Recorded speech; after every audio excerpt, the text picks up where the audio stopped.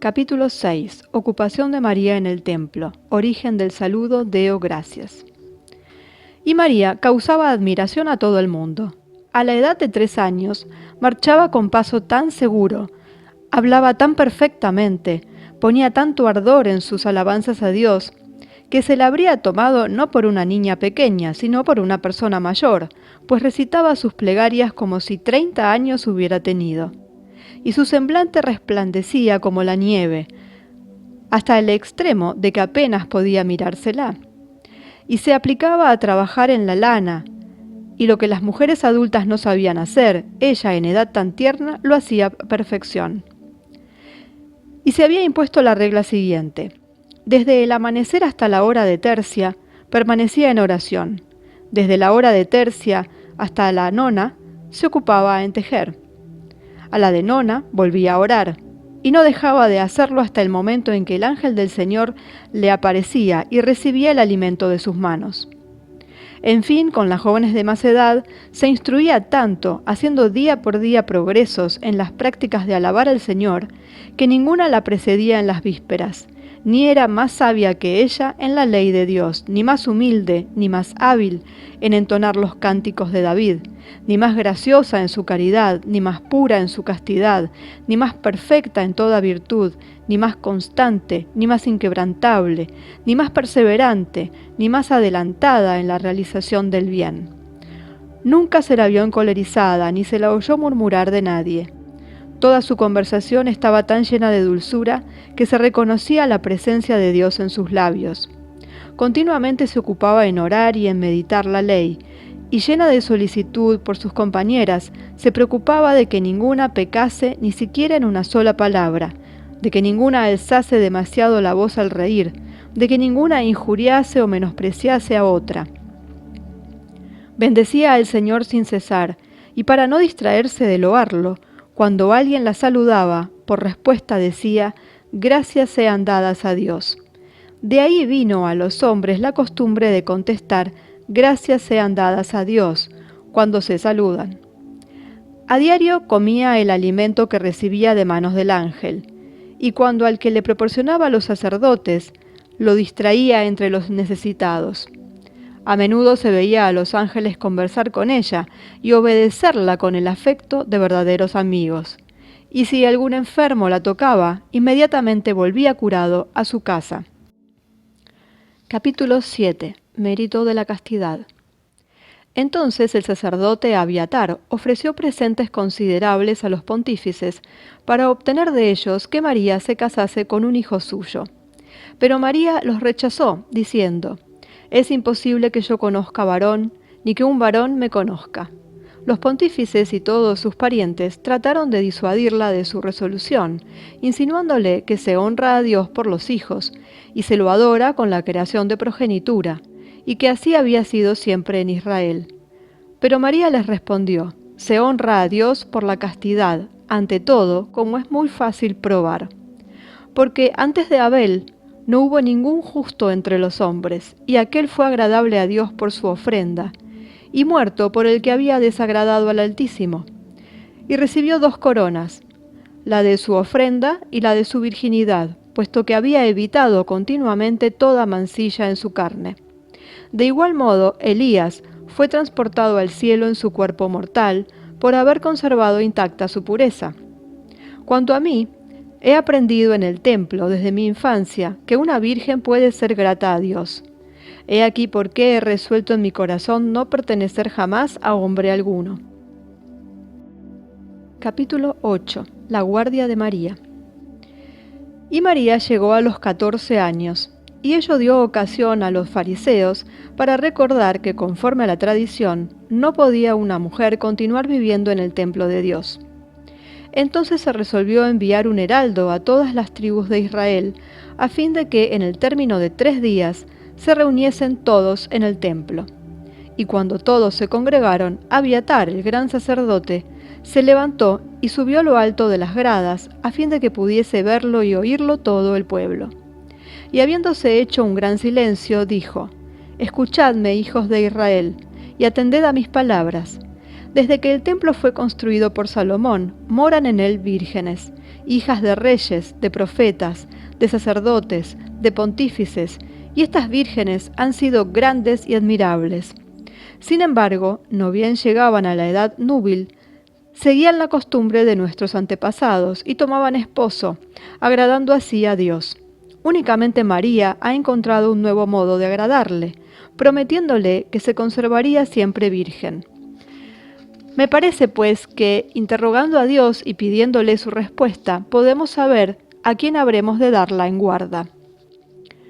Toda la asamblea aprobó este discurso, y los sacerdotes echaron suertes entre las 12 tribus, y la suerte recayó sobre la tribu de Judá. Y el gran sacerdote dijo: «Mañana venga todo el que esté viudo en esta tribu, y traiga una vara en la mano». Y José hubo de ir con los jóvenes, llevando también su vara. Y cuando todos hubieron entregado sus varas al gran sacerdote, éste ofreció un sacrificio a Dios, y lo interrogó sobre el caso.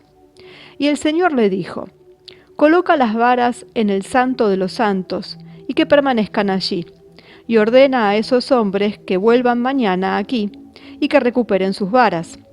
Y de la extremidad de una de ellas saldrá una paloma que volará hacia el cielo, y aquel en cuya vara se cumpla este prodigio será el designado para guardar a María».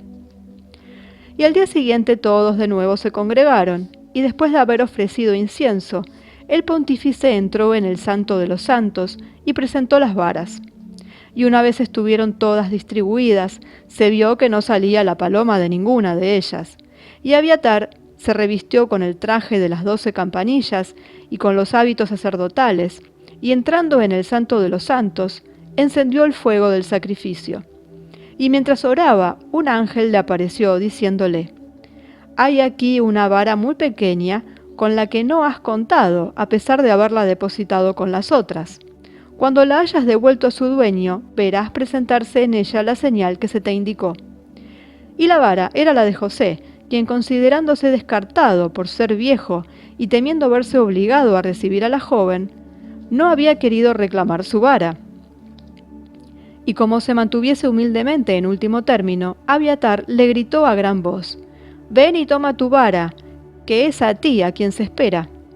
Y José avanzó temblando, por el fuerte acento con que lo llamara el gran sacerdote. Y apenas hubo tenido la mano para tomar su vara, la extremidad de ésta surgió de pronto una paloma más blanca que la nieve y extremadamente bella, la cual, después de haber volado algún tiempo en lo alto del templo, se perdió en el espacio. Entonces todo el pueblo felicitó al anciano, diciéndole: «Feliz eres en tu vejez, pues Dios te ha designado como digno de recibir a María». Y los sacerdotes le dijeron: «Tómala, puesto que has sido elegido por el Señor en toda tribu de Judá». Pero José empezó a prosternarse, suplicante, y les dijo con timidez: «Soy viejo y tengo hijos. ¿Por qué me confiáis a esta joven?». Y el gran sacerdote le dijo: «Recuerda, José, cómo perecieron Datán, Abirón y Coré por haber despreciado la voluntad del Altísimo, y teme que no te suceda igual si no acatas tu orden».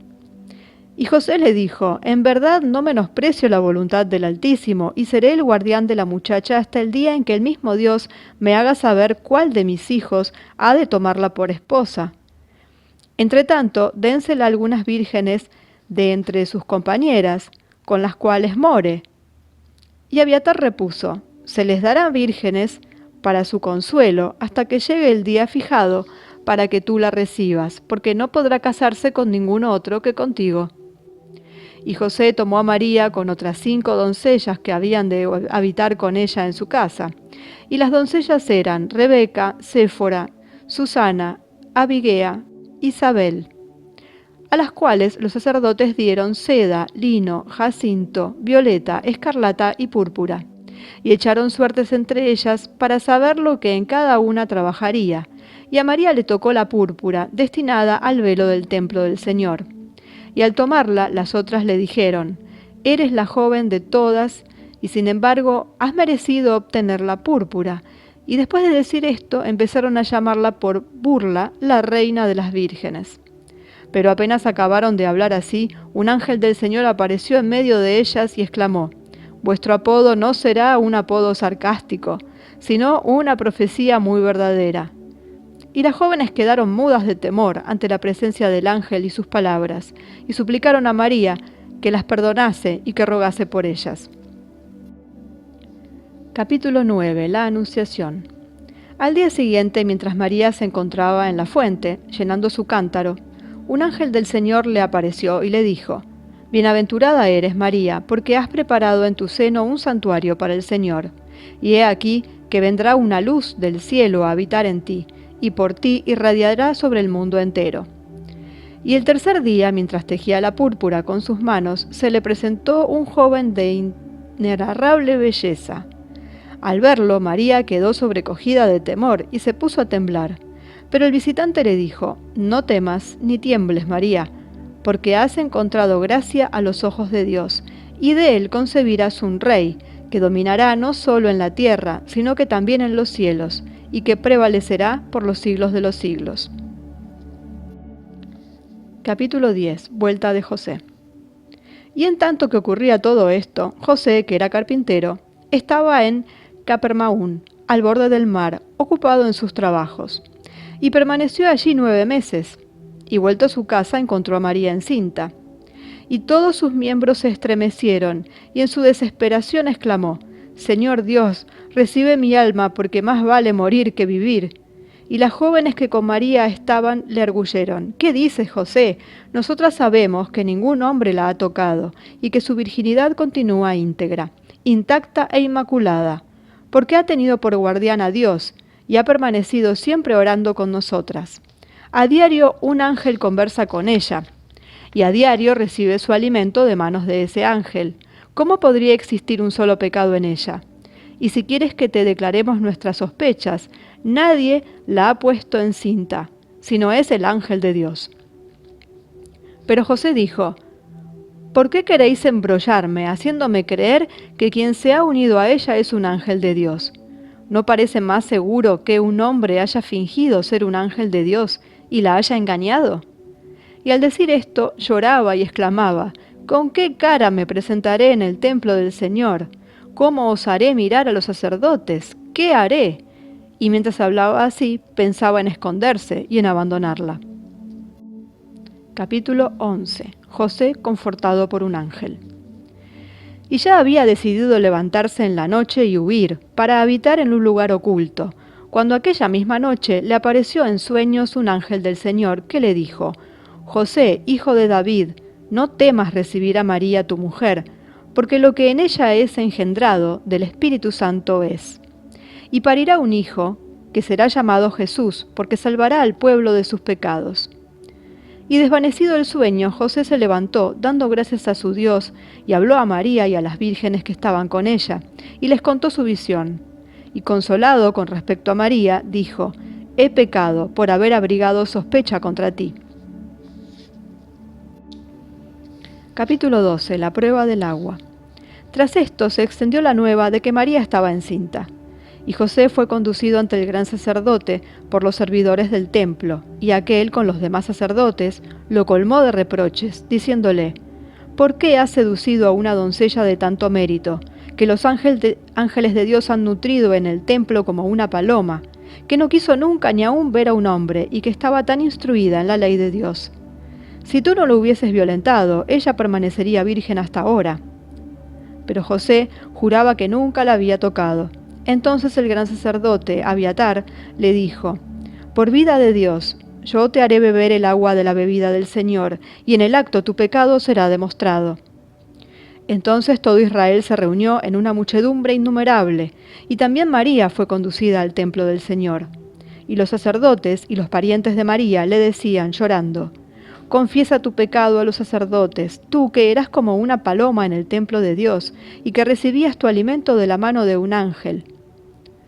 José fue llevado al altar, y se le dio el agua de la bebida del Señor.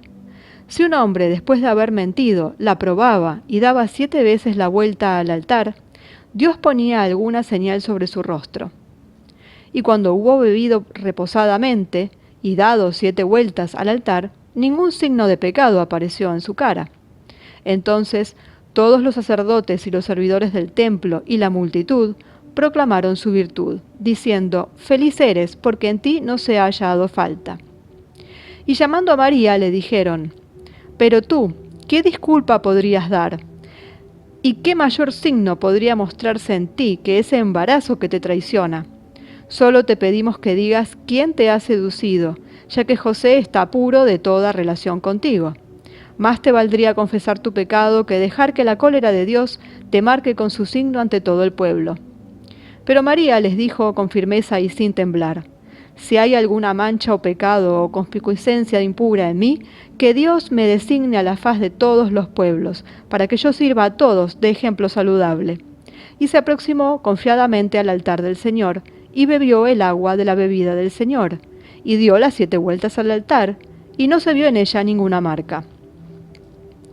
Y como todo el pueblo estaba lleno de estupor y de duda, viendo el embarazo de María, sin que signo de impureza apareciese en su rostro, se elevó entre la muchedumbre un gran vocerío de palabras contradictorias.